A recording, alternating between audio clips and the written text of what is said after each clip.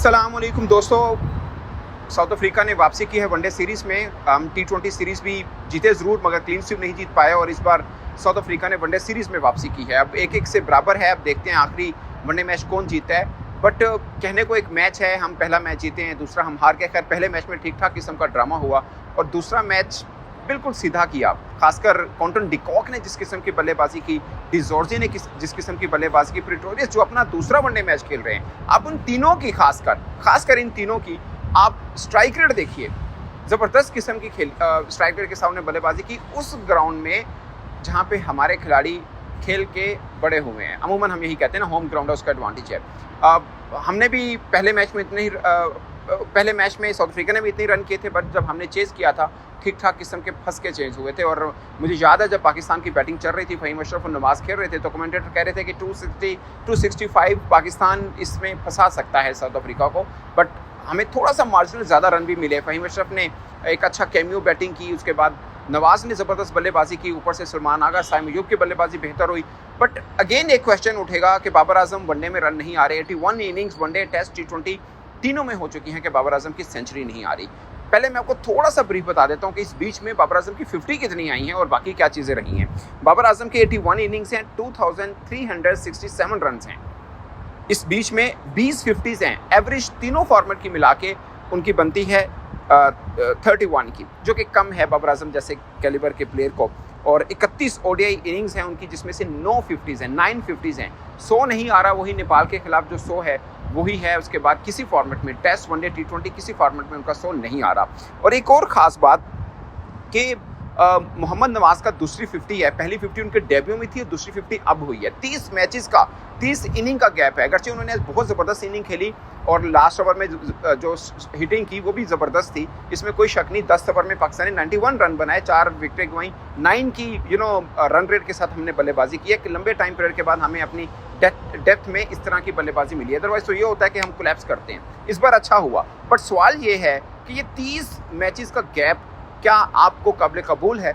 मोहम्मद नवाज़ की सूरत में, इवन के फ़हीम अशरफ अपनी पीक फॉर्म में खेल रहे हैं, T20 वनडे दोनों में बहुत ज़बरदस्त खेल रहे हैं, मगर उनकी एवरेज देखिए 13-14 की बनती है। सेम टेस्ट में, सेम T20 में, सेम उनकी वनडे में।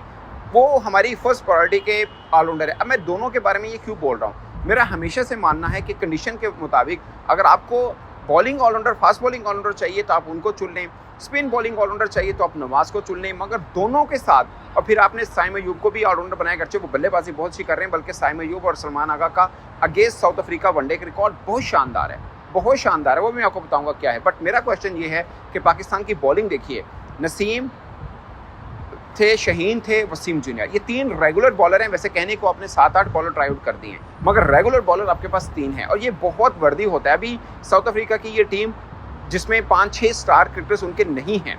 अगरचे बर्गर आए, उन्होंने अर्ली ऑन बड़ी ज़बरदस्त बॉलिंग की, रिजवान को पकड़ा, बाबर आजम को जो डिलीवरी थी बड़ी आइडियल डिलीवरी थी। अगरचे बहुत से जो एक्सपर्ट्स हैं, क्रिकेट एक्सपर्ट्स जो हैं, वो उनकी स्टांस के ऊपर बात कर रहे थे कि शायद स्टांस उनका बेहतर नहीं था, लेकिन बॉल भी बहुत ज़बरदस्त था। बट पॉइंट इज़ कि एक बर्गर, जिसको मैं आपको आखिरी T20 मैच में भी कह रहा था कि पता नहीं उनको क्यों बिठाया गया था, क्योंकि वो उनके पीक के बॉलर नहीं थी और बर्गर 2 ही पीक के बॉलर हैं। बट इस टीम को, जिसको हम BC लेवल की टीम कहते हैं, उसके अंदर भी वो रोटेशन कर रहे हैं और उस बीच में उनको जीत भी मिलती है, उनको हार भी मिल रही है। खैर, अभी भी फाइनल वनडे के लिए मेरी फेवरेट टीम पाकिस्तान है। बट मैं एक चीज़ के ऊपर हमेशा जोर दूँ, भले आप जीते हैं, भले आप हारे हैं, भले आप T20 सीरीज जीते थे, मैं अब भी ये कहूँगा कि 3 रेगुलर बॉलर के साथ आपका गुजारा नहीं हो सकता। अच्छी टीम के खिलाफ, या जैसे साउथ अफ्रीका की ये वाली टीम है, यहाँ पे भी 1-2 बल्लेबाज खड़े हो गए, मैच आपसे छीन जाएंगे। अब सोचिए 30 ओवर में 200+ रन उन्होंने बनाए थे 30 ओवर्स के अंदर। जिस तरह की बल्लेबाजी वो कर रहे हैं, मतलब टॉप 3 बैटर्स 100+ की स्ट्राइक रेट के साथ बल्लेबाजी कर रहे हो वनडे के अंदर।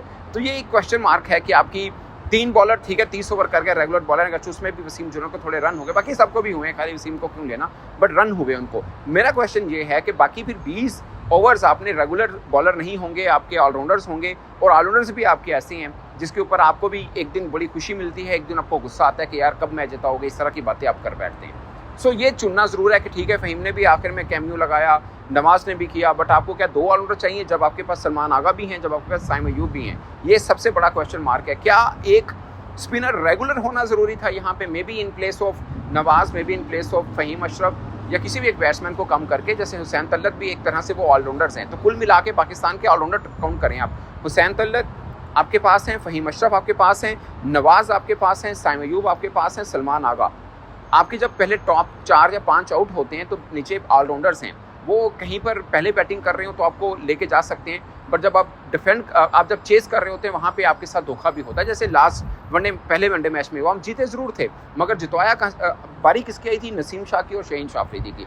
सो ये एक इतना बड़ा पॉइंट है कि हम हर बार यही धोखा खाते हैं कि ऑलराउंडर से 8 तक या 9 तक बैटिंग चले। अभी भी वसीम जूनियर 10वें नंबर में बैटिंग करने आए हैं। आपकी बैटिंग जब इतनी आपकी डेप्थ पड़ी हुई है तो आप एक ऑलराउंडर को निकाल के रेगुलर बॉलर डाल लें। क्या कर रहे हैं अपने 8 तक 9 तक बल्लेबाजी को, जब उसमें से आखिरी 3 बल्लेबाज बॉलर हैं या बैट्समैन हैं, हम अभी तक डिफाइन नहीं कर पाए। मैं आपको छोटी सी एग्जांपल दिया है, मोहम्मद नवाज़ की पहली 50 डेब्यू में थी आयरलैंड के खिलाफ, दूसरी 50 उन्होंने अब की है। अब मैं बताता हूँ सलमान आगा की, वो मुझे लगता है कि ये पूरे एक साल में बेस्ट क्रिकेट वनडे में खेल रहा है सलमान आगा और रिजवान। अगरचे इसमें रिजवान रन नहीं कर पाए, लेकिन 2 ज़बरदस्त फॉर्म के अंदर हैं। सलमान आगा ने खासकर साउथ अफ्रीका इनकी फेवरेट टीम है। सलमान आगा अगेंस्ट साउथ अफ्रीका 6 इनिंग में उनके रन हैं 428, जिसमें से 1 सेंचुरी है और 3 50s हैं। स्ट्राइक रेट 95 की है और एवरेज 85 की है।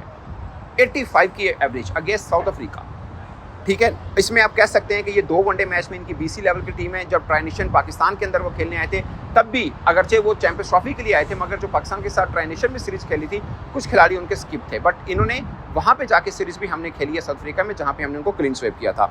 अब आ जाते हैं साइम अयूब के 5 इनिंग्स में 327 रन हैं अगेंस्ट साउथ अफ्रीका, एवरेज 65 की है, स्ट्राइक रेट 92 का है, 200 हैं और 1 50 है। शानदार किस्म का इनका भी रिकॉर्ड है। बट अगेन ये इंडिविजुअल रिकॉर्ड के ऊपर आप बात कर सकते हैं। कभी हम कहते हैं कि हमें बैट्समैन धोखा देते हैं और बॉलर्स मैच जितवाते हैं, कभी ऐसा लगता है कि नहीं बॉलर ने धोखा दिया, बैट्समैन ने तो अपना काम पूरा कर लिया था। बट मुझे ये लगता है कि हमेशा धोखा हम अपने ऑलराउंडर से खाते हैं। ये कभी भी आप बैठ के सुकून से कैलकुलेशन करके देख लें, हमेशा ऐसा होता है। आप किसी भी बड़ी टीम में, जिसमें Australia, England, India, New Zealand, south Africa, ये 5-6 बड़ी टीमें हैं। इवन के वेस्ट इंडीज़ ने भी आज जो न्यूजीलैंड के साथ मैच खेला था, एक हारा हुआ मैच वो लेके जीत की तरफ ले गए थे। एक हारा हुआ मैच उनके अगर अपने ऑलराउंडर से मैच जीतना है ना, तो दुनिया की जितनी मर्जी टीमें, सबसे बेस्ट ऑलराउंडर्स वेस्ट इंडीज़ की टीम के अंदर है, सबसे बेस्ट है। मगर उनकी हालत देख लें, कभी वो नेपाल से हारते हैं जीतने को, कभी न्यूजीलैंड के खिलाफ वो 24 बॉलों के ऊपर 70+ रन चाहिए थे, वो भी चेज करने के करीब थे। सो ये सिचुएशन होगी, अनसर्टेनिटी होगी, आपको यकीन नहीं होगा कि हम करने क्या जा रहे हैं। कभी आपको लगेगा कि आपकी टीम बेस्ट है, किसी को भी हरा सकती है, जैसे वेस्ट इंडीज़ ने हराया हुआ है ऑस्ट्रेलिया को, ऑस्ट्रेलिया में जाके टेस्ट मैच हराया हुआ है, हमने लास्ट टाइम 95-96 में हराया हुआ है। सो ये ऑलराउंडर्स की भरी हुई टीम कभी मैरिकल करेगी, बट आप उनके ऊपर सर्टन नहीं हो सकते हैं। उसके लिए मुझे लगता है कम से कम 4 रेगुलर बॉलर होना ज़रूरी है। बाकी 10 ओवर का जो कोटा है वो 2-2 करके 3-3 ओवर करके अब ऑलराउंडर से गुजारने कोई फ़र्क नहीं पड़ता। बट 20 ओवर ऑलराउंडर से गुजारना ये पाकिस्तान को हंट करेगा, चाहे हम सीरीज जीतें चाहे हम हारें। जीतेंगे तो आप छुप जाएगी ये सब चीज़ें, आप हारेंगे कम से कम ये चीज़ें नज़र ज़रूर आएंगी। जैसे आज भरकस निकाला पाकिस्तानी बॉलिंग अटैक का साउथ अफ्रीका ने आपके अपने घर में आके, और ट्रू फैसलाबाद की पिच लगी। अगरचे जो अर्ली ऑन डे में बैटिंग पाकिस्तान कर रहा था उसमें भी कोई पिच का खास कमाल नहीं था, अगरचे बर्गर का पेस अच्छा, थोड़ा स्विंग अच्छा नज़र आया, बट उस वक्त भी यही लगा था कि पिच में इतना कुछ नहीं है जितना हमारे बल्लेबाज जो फिसले हैं वहाँ पे। सो आई होप कि अगले वनडे मैच में हम एक और रेगुलर बॉलर को ऐड ऑन करेंगे, हम अपने प्लेइंग 11 के अंदर एक बैट्समैन को कम कर देंगे, कोई फ़र्क नहीं पड़ेगा। जहाँ पर 8 तक आपके पास बैटिंग है, 7 तक बैटिंग आ जाएगी। या फिर आपको ये लगता है कि नहीं यार नवाज़ और फ़हीम चल गए तो ठीक है, नहीं तो कंप्लीट बैटर तो नहीं, तो फिर आप एक को निकाल दें, एक को कंप्लीट बैटर या बॉलर डाल दें, तो ये ज़्यादा बेहतर रहेगा। बट एक्सपर्टी होना शायद ज़्यादा बेहतर रहेगा। इस पर दोस्तों आप अपनी राय कमेंट के सूत्र में जरूर बताइएगा। मेरी तरफ से इतना ही, इजाज़त दीजिए, अल्लाह हाफिज़।